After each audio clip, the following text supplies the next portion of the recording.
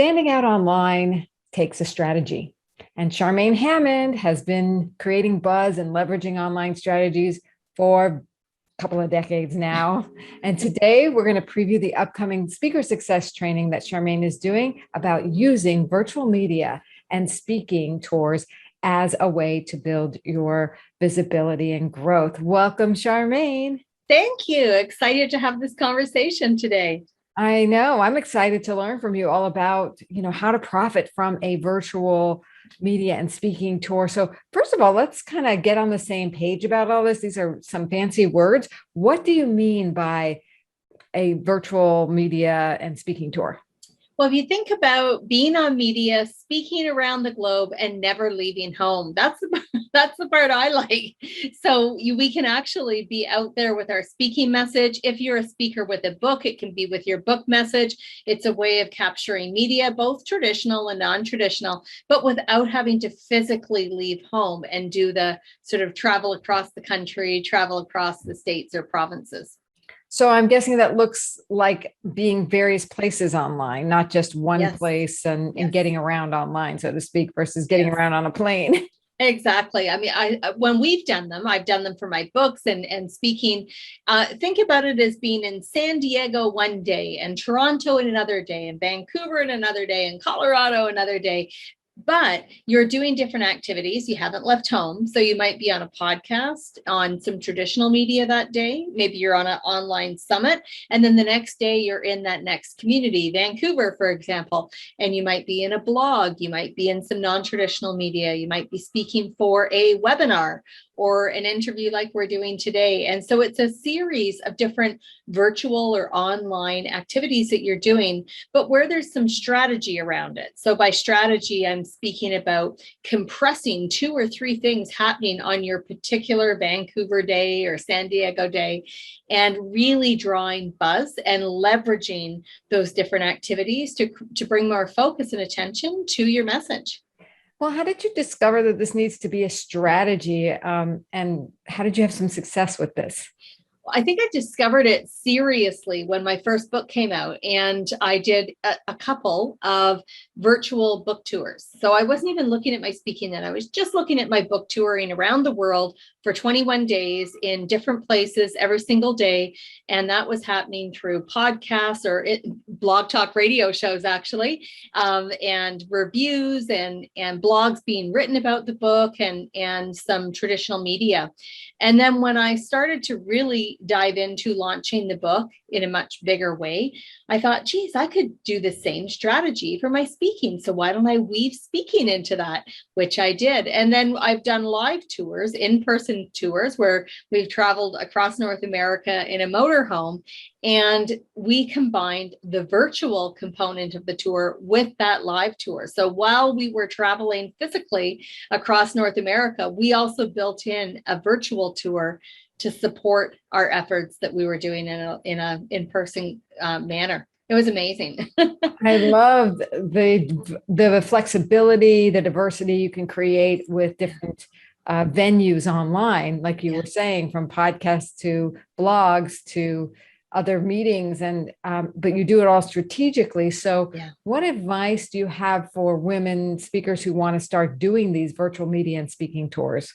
Well, one thing to do is look at what we call observances. For example, the month of October is Healthy Workplace Month. So this is a great month if you speak in the corporate world, if you speak to nonprofits, if you speak about health, resilience, stress management, leadership. This would be a great month to do a virtual tour. And a virtual tour could be 3 days. You're doing a tour of California, and you have 3 city stops. Maybe you're in LA one day, San Diego another day, and Huntington Beach or something. And what you're doing with these virtual tours is finding an observance that fits with your spoken message, with the message that you speak about. That's one strategy. Another strategy is to find champions. So to bring in bloggers, podcasters, book reviewers, if you have a book, agents or event planners that host online events, and look at how that you can engage them in the planning of your virtual speaking and media tour. Because the whole I'm going to call the benefit that really happens with these virtual tours is that you are bringing your content in front of somebody else's audience. Whereas typically when we're on social media, we're just constantly pushing information out to our own audience. And they eventually could tire of hearing of our message. Whereas with these virtual tours, when you've got bloggers and podcasters and event planners, they're bringing your message in front of their audience. And that's where the magic really starts to happen. So brilliant. I mean, why wouldn't we do this, right? As speakers, as authors, as thought leaders in any capacity, get more attention out, bring those event planners into the fold of what we're doing. Yes. So tell us what you're going to be talking about next week. This is October 13th. This is open. Anyone can sign up at speakersuccesstraining.com. If you're a member, look for the email. We have links in there, but if you go to speakersuccesstraining.com, you'll get the opportunity to sign up for this amazing training. So tell us, what are we going to talk about? So we're going to talk in a little bit more depth about what a tour is and the different ways that it could look for you as a speaker. We'll talk about some of the key strategies that you don't want to miss, how to engage other people's audiences. So how do you actually approach a blogger or a summit host or a podcaster? And then how do you coordinate that all to happen around the same time so that it doesn't feel sporadic or one-off? And then the other tip that I'm going to give, or it's bigger than a tip, some information and content, is about how you can actually do this before the end of the year. So we're in October, mid-October, when we have this session next week, and we're going to talk about how you can pull that off before December 31st, because a lot of people don't plan virtual tours because they think it's so much work and where do I start? I don't know what to do. It's not that complicated. And the cool thing is, Laura, this is the part I love. You create your own model and you do it over and over and over again. You don't even have to have a reason for doing a virtual tour. And for those speakers that are launching something, maybe they got a new workshop coming up or a new webinar, we'll talk about how to actually use a virtual tour as your key launch strategy.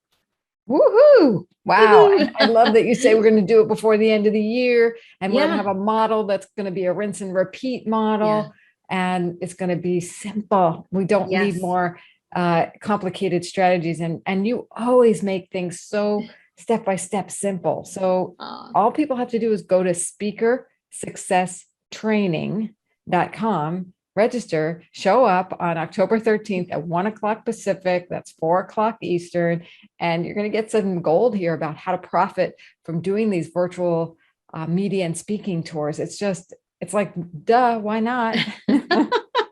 Why haven't I been doing this all this time? Right. But, we're in a new era where it's more acceptable to do this. You can totally regular media through the virtual platforms. They've embraced it. Everybody's embraced this virtual thing. So we don't have to travel on planes as much. We don't have to, knock ourselves out trying to get places to speak. We can give the value we want to give and get the visibility we want to have right from the comfort of our own little computer here. Exactly. And the best part is that you're creating new content. So while you're doing this virtual tour, whether it's 3 days, a week, a month, whatever you plan, everything that you do from presentations online to podcasts to traditional media and everything in between, that becomes more content that you can continue to deliver in the world over and over and over again. And you can repurpose some of it. This is how some of the speakers that I'm working with are actually creating their ebooks and their resources. It's from doing their virtual tours. So it has so many purposes. I love you're singing music to my ears right now. I thought I might be, Laura. As a content marketer, it's like, oh, yes, more content. The more content, the better. The more you repurpose, the better. The more visibility you get. And a virtual media and speaking tour is just another way to do that. Hello. Yes. Love Join it. us.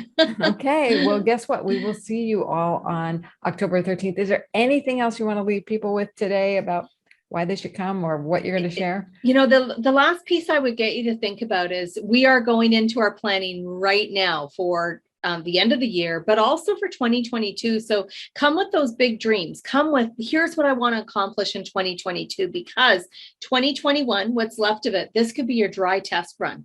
This is your test run to work all the kinks out, get your system working for you. And then 2022 is, your big virtual tours. We have one speaker that we're working with where she's creating a campaign a month. So she's doing 12 virtual tours. Woohoo! And right. And making them profitable, which is even better. That is so great. And, a lot of times this last quarter is the most profitable quarter for businesses. So Yeah. you have a profit generating strategy. So if you haven't planned your profit strategy for the last quarter, this is it. Next week, October 13th, speakersuccesstraining.com. You will get it from Charmaine. Charmaine, you are brilliant wisdom. I always loved your strategies and how simple you make it. So I can't wait. Thank you. Me too. I'm excited. All right. We'll see you all there. Again, it's speakersuccesstraining.com. Bye for now.